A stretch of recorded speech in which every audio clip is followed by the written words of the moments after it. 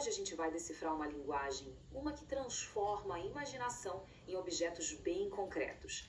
Estamos falando de cotagem em desenho técnico. Pense nela como a gramática da precisão, aquilo que faz uma ideia sair do papel e, bom, ganhar o mundo de verdade. Mas sério, já pararam para pensar nisso? Como é que um projeto super complexo, sei lá, um motor de avião ou um prédio inteiro, é comunicado de um jeito que ele possa ser construído exatamente como foi pensado em qualquer lugar do planeta? A resposta, olha, é bem mais elegante do que parece. E a resposta está bem aqui.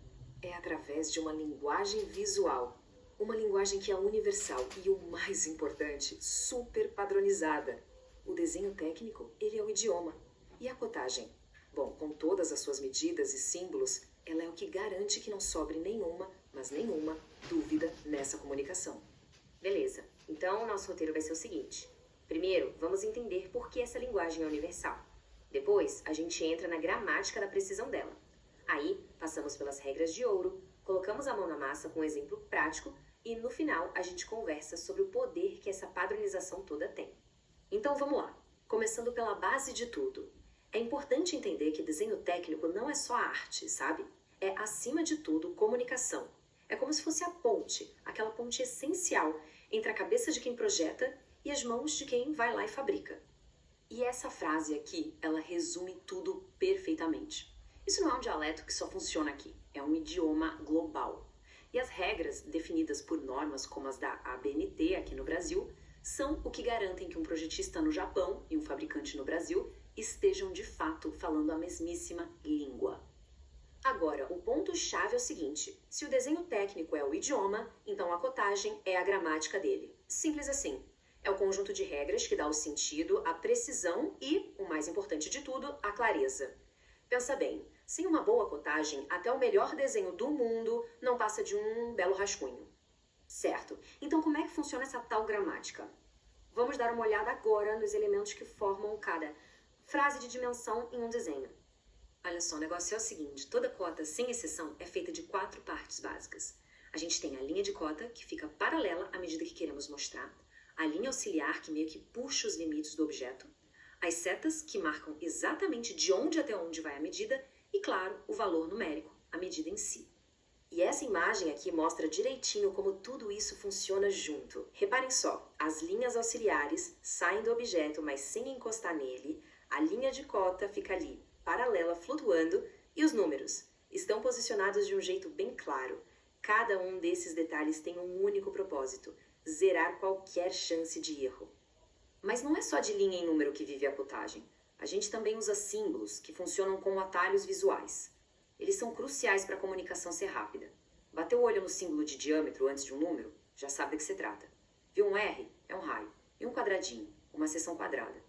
É quase como uma taquigrafia da engenharia, para economizar tempo e espaço. E olha que interessante, a própria linha fala. A espessura, o estilo, nada disso é enfeite, é pura informação. Uma linha contínua e grossa é o que a gente vê, uma tracejada é o que está escondido. E as linhas de cota e de centro? Elas são mais fininhas, de propósito, para não brigarem com o contorno principal da peça. Isso, na prática, é hierarquia visual funcionando perfeitamente. Ok. A gente já conhece as peças do quebra-cabeça. Agora a pergunta é, como montar tudo isso do jeito certo?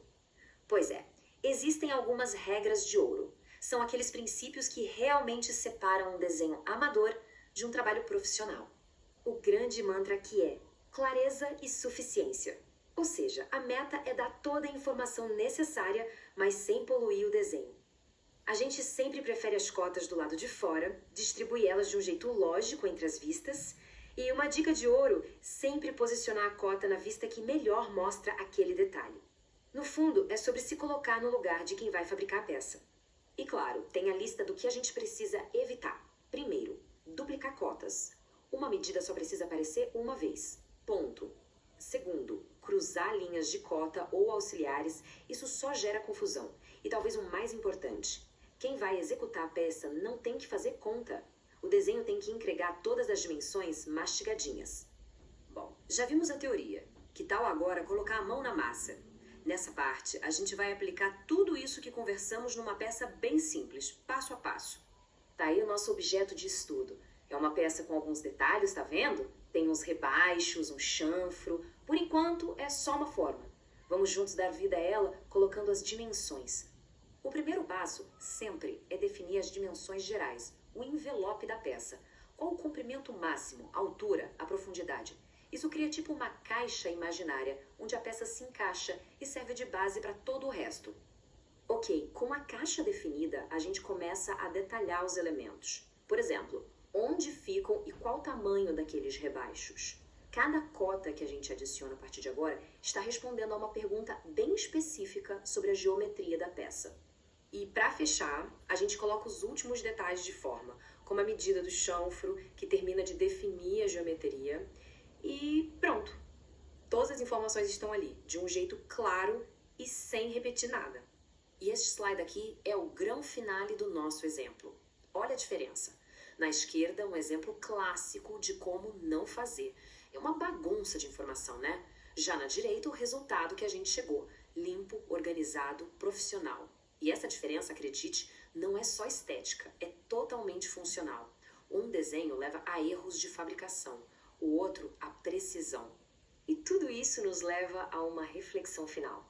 Afinal, por que tanto esforço com regras, com padrões? Qual é o verdadeiro poder que existe por trás de tudo isso? É porque a clareza, no fim das contas, é o que permite que a gente colabore em escala global. Ela é a fundação.